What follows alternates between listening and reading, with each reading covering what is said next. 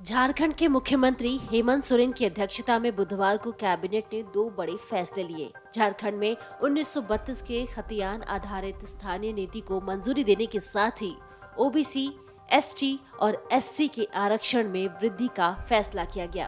अब इन विधेयकों को विधानसभा से पास कराने के बाद केंद्र सरकार को भेजा जाएगा। दोनों ही विधेयकों को 9वीं अनुसूची में शामिल करने के लिए केंद्र से अनुरोध भी किया जाएगा।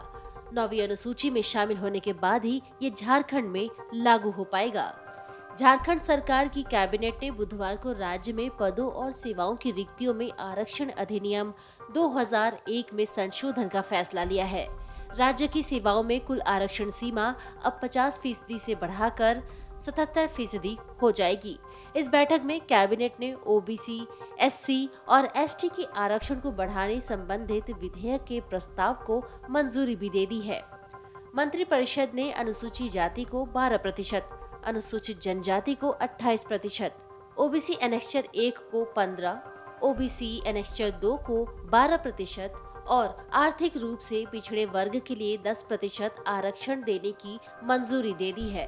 पहले राज्य में अनुसूचित जनजाति यानी एसटी को 26% का आरक्षण था।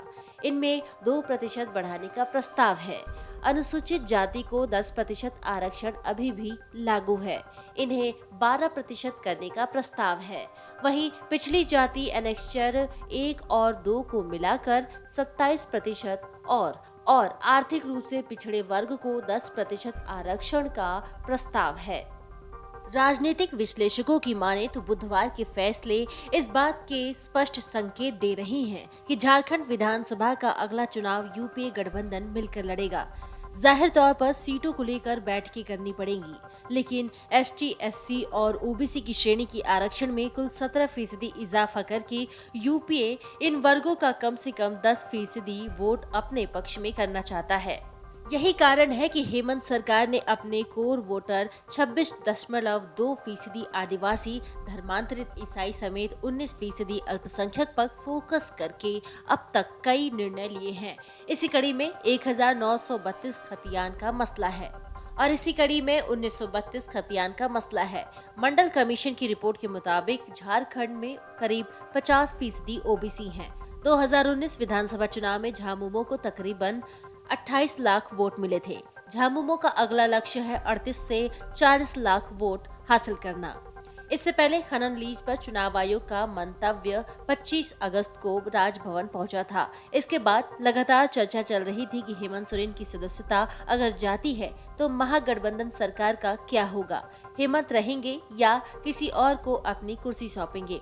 लेकिन सत्तारूढ़ विधायकों को एकजुट रखने के लिए उनको रांची से रायपुर ले जाने का निर्णय हो या फिर विशेष सत्र बुलाकर सरकार का विश्वास मत हासिल करना, सभी में हेमंत सोरेन ने उत्तरोत्तर परिपक्व नेता होने का परिचय दिया है।